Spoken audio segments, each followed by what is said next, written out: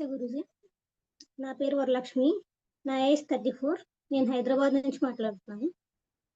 నాకు ఈ అవకాశాన్ని ఇచ్చిన గురువు గారికి నా పాదాభివందనాలు.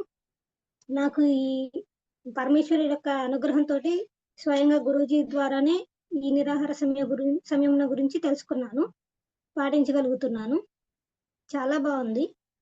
ఈ నిరాహార సమయంలో నేను నా మీద నాకే ఆశ్చర్యం కలుగుతుంది. ఎందుకంటే ఈ నిరాహార సంయమనం చేయకముందు అసలు ఆహారం తీసుకోకుండా ఉండలేనేమో అని చాలా అనుకునేదాన్ని. కానీ నిరాహార సంయమనం చేసిన తర్వాత నేను అనుకున్నది ఒక అపోహ మాత్రమే అని రుజువైంది. నేను ఈ నిరాహార సమయంలో 1 కేజీ వెయిట్ లాస్ అయ్యాను. ఫేస్ లో కూడా కొంచెం చేంజ్ వచ్చేసింది. నా మీద నాకే చాలా కాన్ఫిడెన్స్ పెరిగింది.